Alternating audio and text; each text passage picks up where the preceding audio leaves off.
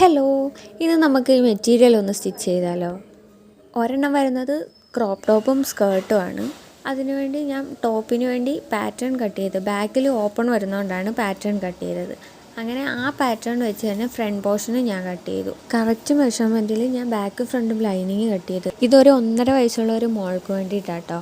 അവർ പറഞ്ഞ മോഡൽ തന്നെയാണ് ഞാൻ സ്റ്റിച്ച് ചെയ്യുന്നത്.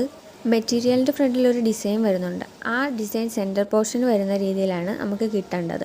ആ രീതിയിൽ മെറ്റീരിയൽ അഡ്ജസ്റ്റ് ചെയ്ത് കട്ട് ചെയ്തത്. പിന്നെ ഒരു ന്യൂ ബോൺ ബേബിക്കും സ്റ്റിച്ച് ചെയ്യാനുണ്ടായിരുന്നു. അതിൻ്റെ മെഷർമെൻ്റ് ആട്ടോ ഇത്. അങ്ങനെ ഇതാണ് മോളുടെ ബാക്ക് പോർഷൻ വരുന്നത്. സ്റ്റിച്ച് ചെയ്യുന്ന വീഡിയോ എടുക്കാൻ പറ്റിയില്ല. അങ്ങനെ നമ്മുടെ സ്റ്റിച്ചിങ് ഒക്കെ കഴിഞ്ഞിട്ടുണ്ട്. ഇതാണ് മോളുടെ ക്രോപ്പ് ടോപ്പ് വരുന്നത്. ബാക്ക് പോർഷൻ ഈ ഡിസൈനാട്ടോ.